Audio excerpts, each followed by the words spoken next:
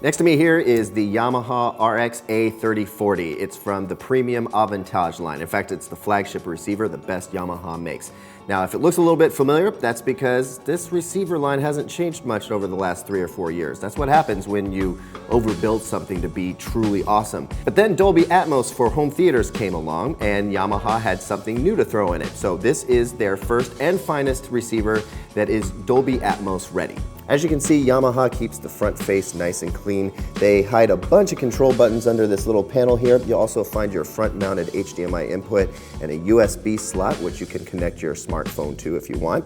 On the right, you've got a volume control. On the left is a source selection switch. And then you've got this little pure direct button. They keep this out because that basically removes all of the processing out of the signal. It makes it so that you get the cleanest, purest 2-channel music reproduction possible. And here we have the back panel, and frankly it's a little intimidating if you're not used to this kind of stuff. There's a lot of connections, but that kind of gives you an indication of how capable the receiver is. You get 8 HDMI inputs in total, 7 in the back, 1 up front, and 2 HDMI outs, so you can actually service another TV in a separate room if you want to. There is a phono input if you want to connect a turntable and playback records. And then you'll notice that we have an antenna here. That's because it's got built-in Wi-Fi and Bluetooth. It also does AirPlay and Spotify Connect, so plenty of wireless streaming music options. Now, as for speaker outputs, you have a lot of different options. You can run a multi-zone setup if you want to, but let's say you wanted the ultimate surround sound system. It can do 7.2.4. That's 7 channels of surround, 2 subwoofers, and then an additional 4 Atmos speakers. And it utilizes Yamaha's presence channel outputs to make that happen. Now, when you get this receiver out of the box, you're going to want to run a firmware update. So either connect it to Wi-Fi first or with a network cable, and then you'll want to turn off the receiver.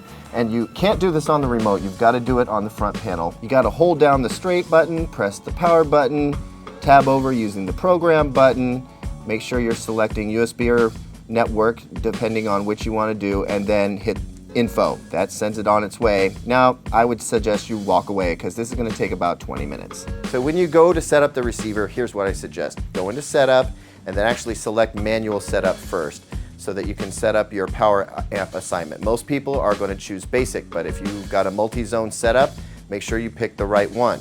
Now, if you want to, you can use the included microphone and run the YPOW auto setup.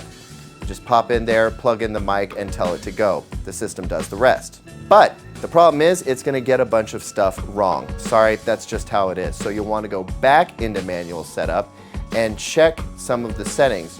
The distance will be correct, the level will be correct, but you're going to want to change the size and the crossover point for each of your speakers.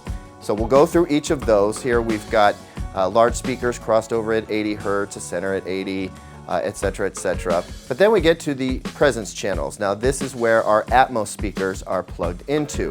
And this gets a little confusing because you need to scroll all the way down past the fold to layout. And then we'll come in under presence speaker. We can choose overhead if they're above us, front height if we really want presence speakers, or Dolby enabled if you've got a little enabled module on top of your speaker, as we do here. This receiver competes directly with Pioneer's flagship network AV receiver with Dolby Atmos. And between the two, I'd say the Yamaha sounds a little bit more lively, a little bit more focused on the top end. There's lots of sparkle and detail, and it's clearly got a lot of muscle.